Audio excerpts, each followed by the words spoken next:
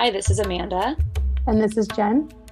and you're listening to Just This, a podcast that explores everything around being and becoming a mother or parent. We're excited to have you join us as we dive into the practical details as well as the unseen energetics on topics that span from preconception to years after birth.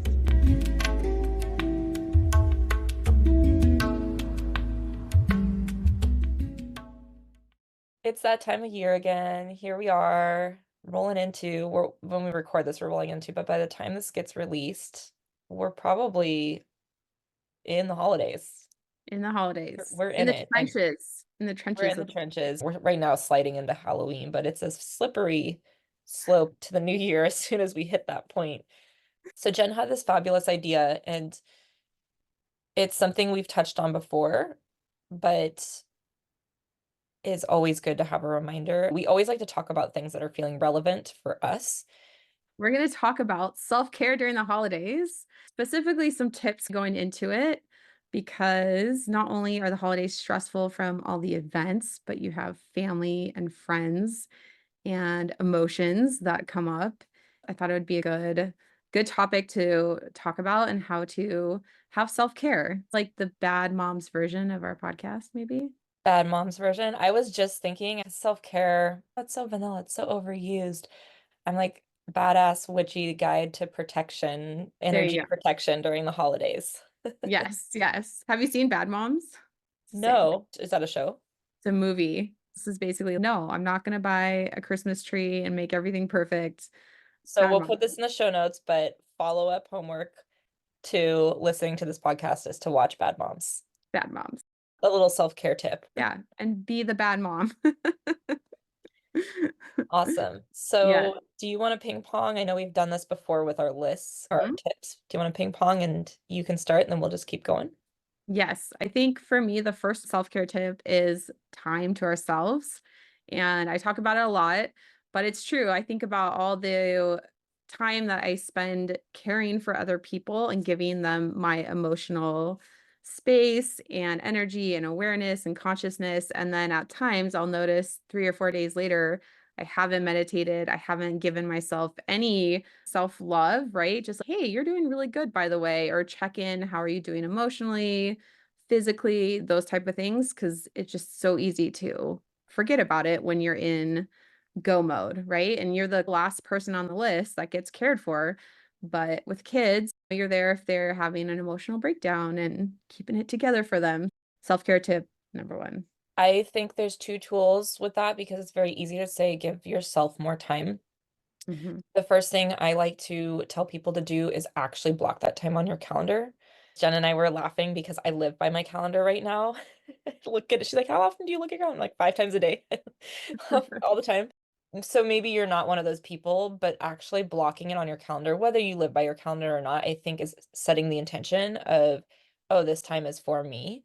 And even when you do block it on the calendar in your mind, that actually subconsciously says something to yourself. So pick a time in the next week or 2 weeks, and even if that's an hour or 3 hours, whatever you can do, maybe it's even 15 minutes, depending on how old your little ones are, what your situation is. Find a time and really block that off for you. And if it is a smaller chunk of time, I'd say an hour or less, try to find 2 to 3 times in the next week and block those off. And I will say too, I think another tip with that is that just block it off anyway until the end of the holidays, right? And Mm, then if you have to move it around, you'll reschedule it. And that, like you said, subconsciously will encourage you to do it. Cause that's one that used to be my hang up was not scheduling it because, oh, I don't know what's going to work for the best. But obviously you can move that around if you need, but just having it on the calendar, like you said, it's important. yeah. So go through your calendar to the end of the holidays and block off some time for yourself each week.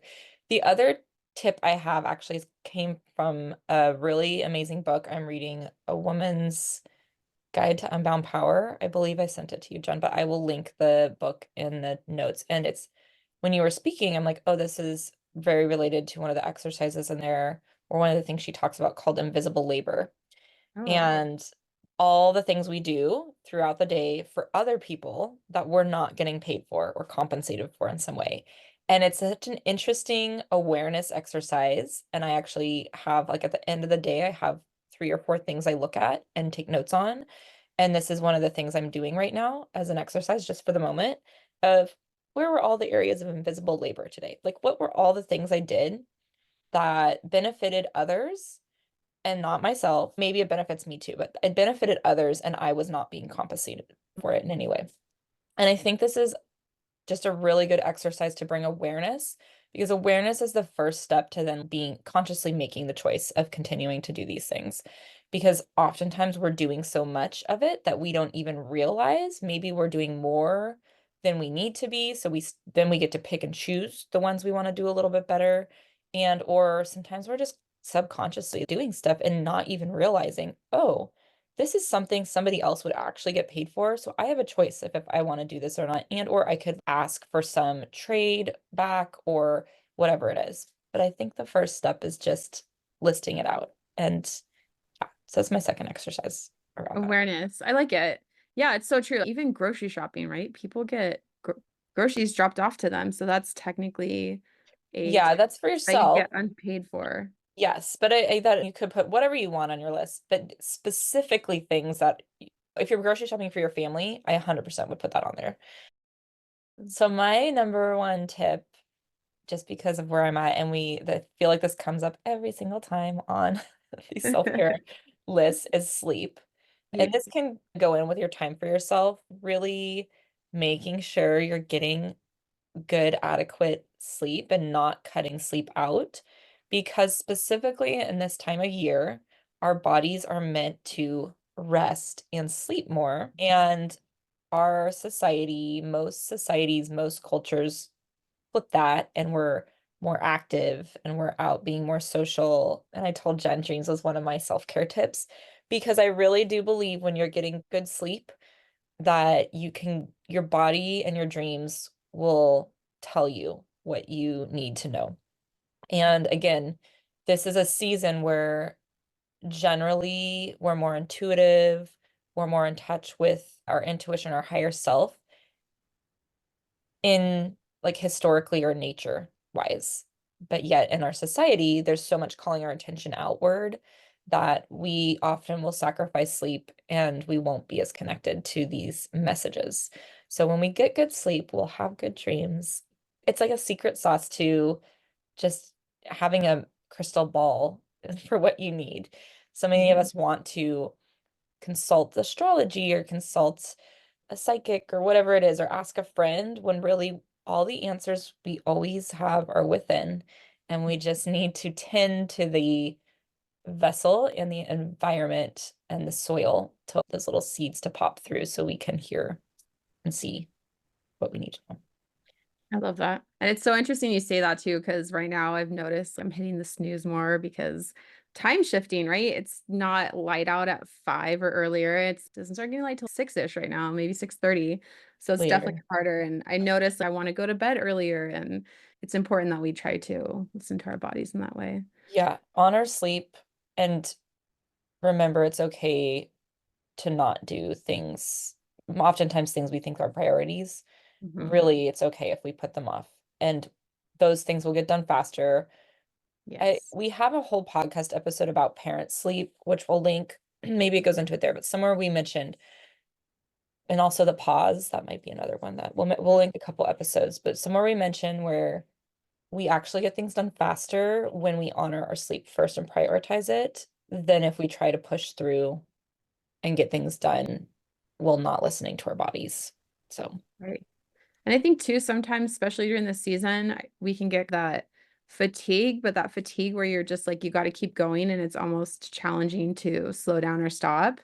And so it's important to, like you said, just take a little bit of time, even if it's 10, 15 minutes, set a timer, lay down, close your eyes, and just, you don't have to sleep, but just rest. Give your mhm. body a moment to essentially to re-regulate, right? Because I know sometimes you get on that go and it's hard to be like, no, I can't lay down, but set a timer 10, 15 minutes. I think that could be another great way to get the body to rest a little bit too. My next tip is the emotional and relationship aspects of family dynamics.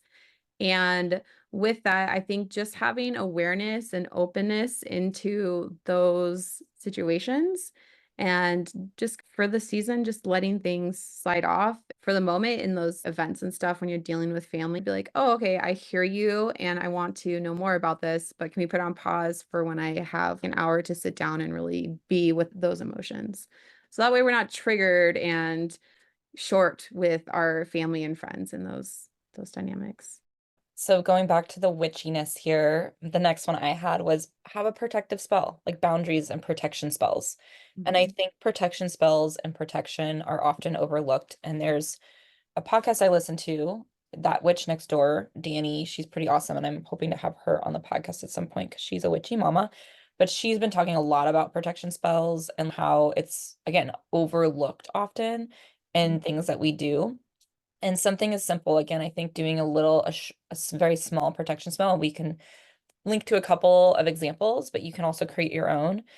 It can be as simple as taking 1 minute and a little bit of sage, or even like a spray if you have a favorite little spray that you could create if you want, or you can buy, and just like spraying a little bit around you. But it's setting an intention and it's taking a moment to imagine that protective boundary. And we always say, create your boundaries and respect your boundaries.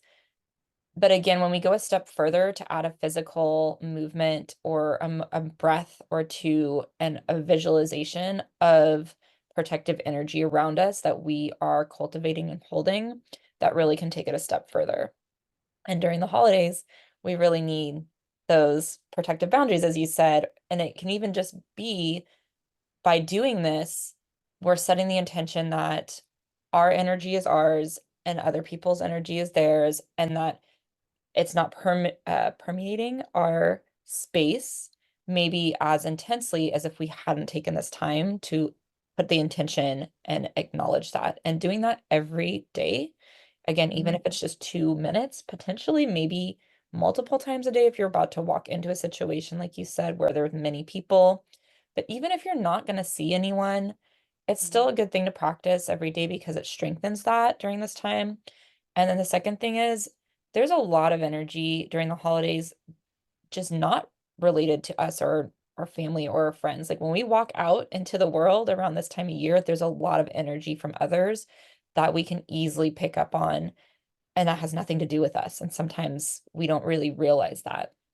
So do a protection spell or find a protection ritual and invite that into your daily practice would be my next tip. I love that.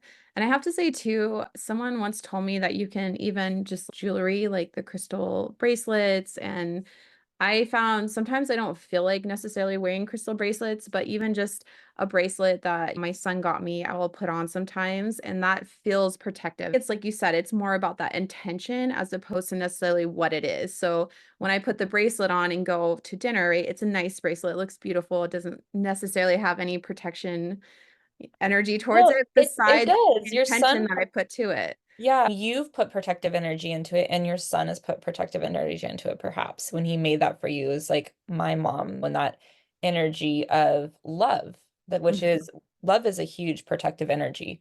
Yes. It doesn't have to necessarily be sage or spray. It can be as simple as a necklace that you really love or a bracelet.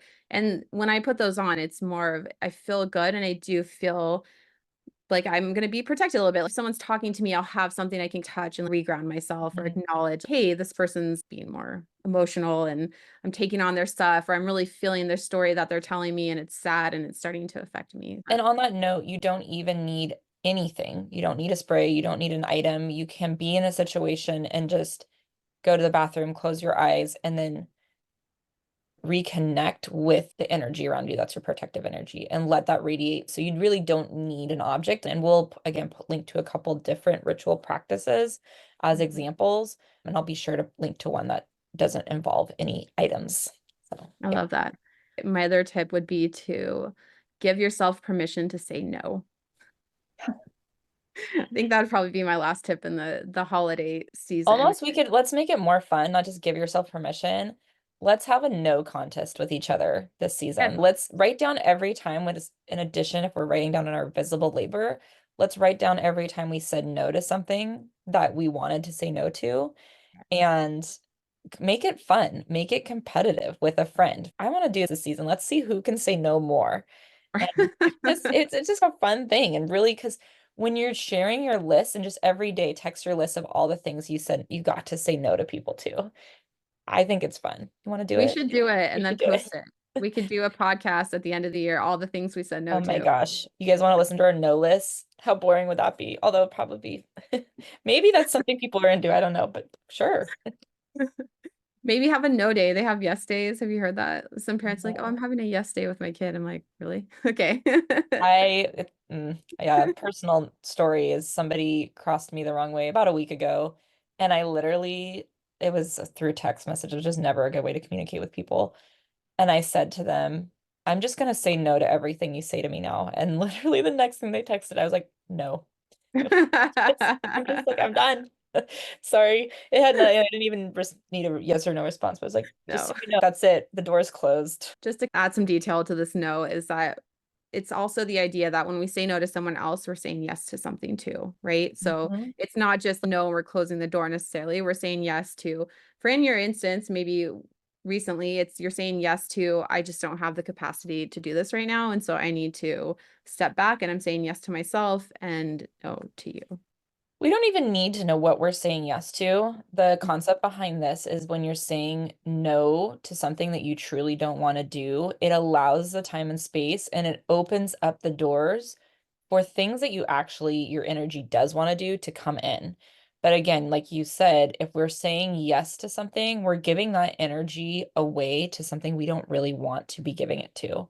Energy is constantly moving and it will come back to us, but that space and that time and that energy is gone. And so it's not available for whatever it is, be it something we know about or be it something we don't know about.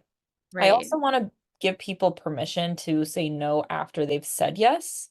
Oh, that's a good one. So if you've already said yes to something and then something else comes along, or all of a sudden you're just, I'm exhausted, or doesn't really matter what the reason is, you just don't want to do it, you can 100% say, you know what, I'm not able to come. We're going to have to reschedule, or I'll have to get back to you when we can get together. It's totally fine. And 95% of the time, people are okay with it. And they actually maybe wanted to say no too. Something came up. So many instances with groups where people have had to reschedule, and then somebody else in the group was like, I wanted to reschedule, but I didn't want to say anything. So allow yourself to say no even after the yes has been said.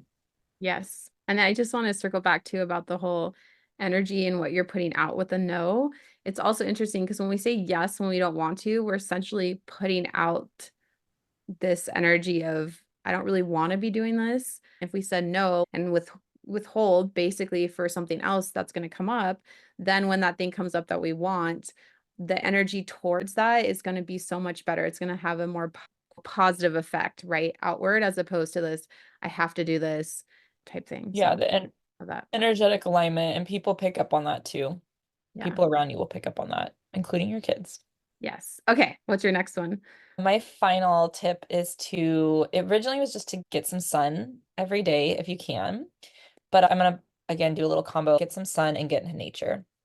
So whatever that means for you, again, there's so much we do where we get wrapped up with social activities, shopping, whether that be for food or for gifts, or there's just a lot of happenings that don't include just being in nature.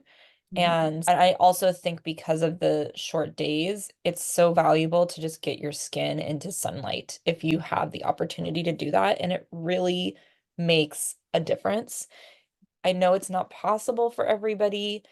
There are people who live in places and are in situations where potentially you're waking up and it is dark when you are going to work and you are coming home and it is dark when you are coming home. But if you're able to take a 10-minute walk during the day and expose yourself to sunlight, it really helps your body. And then also just finding little kind of cutouts of nature or spaces of nature that you can be in and just be with nature energetically makes a huge difference in our energy during this time, because it's Yeah. a time again where we're mostly inward, we're mostly cozy under blankets watching Bad Moms, which is great. It's what we need. I love this time of year for all the video games and the movies I get to watch and the books I get to read. And I'm very aware that being outside is such a integral part of our health as humans and our connection to ourselves and to others and to Pachamama. So get a little time with her and don't forget her and honor her and know that in being in nature, she's giving back to you and refueling your body. That. And I'd say a last little tip is remember to connect with your loved ones and your kids, right? Usually when they're triggered or going off, then it's the time that they need the most connection.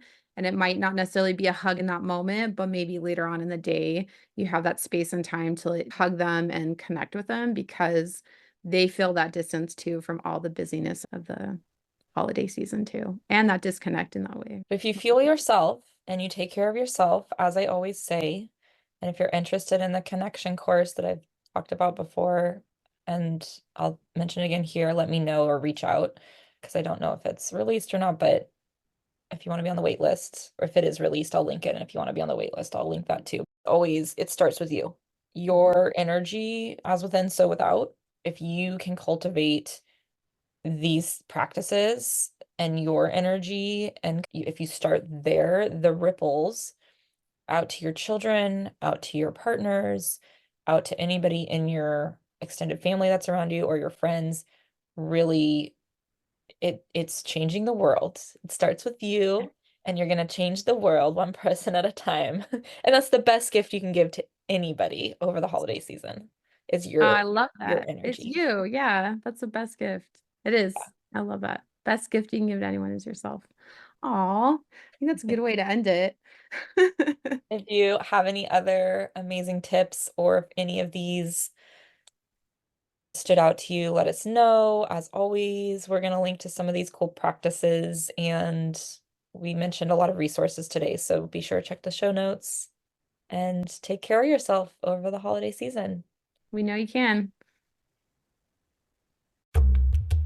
Hey there, amazing listeners. We just want to say a huge thank you for tuning into our convo on the Just This podcast today. We appreciate each and every one of our listeners, and your continued support means the world to us. If you enjoyed this episode and found value in it, we would be incredibly grateful if you could take a moment to leave us a review on your favorite podcast platform or share this episode with someone you think would enjoy it too. Your reviews and shares not only motivate us, but they also help others discover our show. We're also all about keeping the conversation going and hanging out with our incredible community. Head over to justthis.site, that's justhis.site, where you'll find additional resources, ways to connect with us, and join the conversation, plus some more goodies. Thank you again for being a part of the Just This community. We'll be back soon. Until next time, remember to take care of yourself and embrace the wonder as you navigate this extraordinary adventure.